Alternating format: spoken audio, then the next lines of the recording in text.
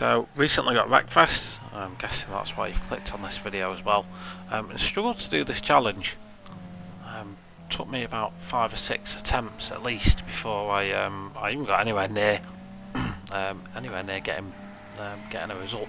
The bit you're watching now in the background is actually a failed attempt, and you'll just see what sort of happened to me.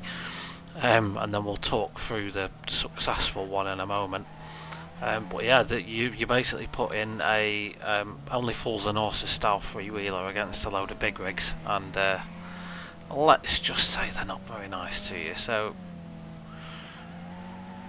yeah, it's a bit tricky because the three-wheeler, you steer with the front wheel and you're powering, and I believe your braking's all done on the rear wheels. So you've got to bear that in mind when you're doing this. That if you carry too much speed into a corner, you'll essentially just fire off into the wall just like that, and that's what caused me to lose that one. Very frustrating. Let's go on to a successful one then.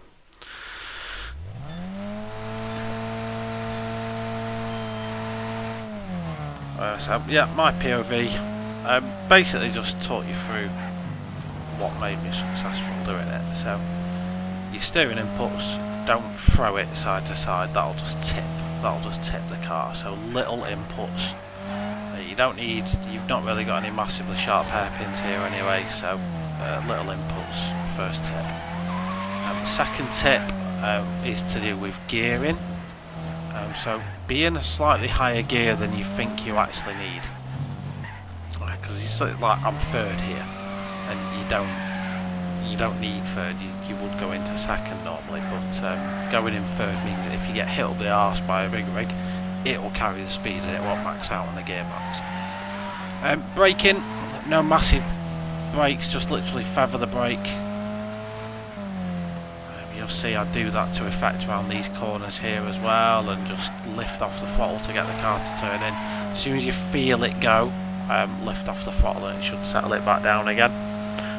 Brake and turn at the same time to do this sort of thing. Drift it. I might have carried a bit too much speed in that time, which messed me up a little bit, but braking and turning at the same time on a sharper turn will actually result in the car not flicking as much as it has a tendency to do. Yeah, the last tip I will give, which I think I used to effect at some point in this race, because I do get a smash. I remember it happening. I've come so close to doing this, like with no damage, 6 or 7 times, but always get to the last lap and end up getting a slap up the back from a big rig. It's just kind of get to know where they are and be very ready to look back. So there he gives me a slap, but he doesn't get past. Like, the AI are pretty predictable in the lines they'll take. So if you make a mistake like I did there, just put your car on the racing line and it'll hit you on the backside. But like I say, you need to be in that slightly higher gear for that to be effective. Do a much better job of drifting that corner there. And then yeah, at least if you do make a mistake, because you will, it's hard to do this without making any errors because the car's such a pig. But at least then, if that does happen, you'll get a helping hand from the big rig rather than getting spun out by it. You can see, so you see I move over to cover it off, just in case it did go for it around the outside, but fortunately it actually didn't.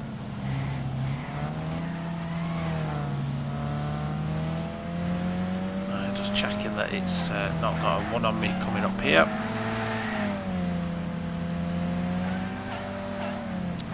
More corners to get. This is the toughest corner for me, because the big rigs always do really well through there, so again, just be careful to tuck yourself on the inside.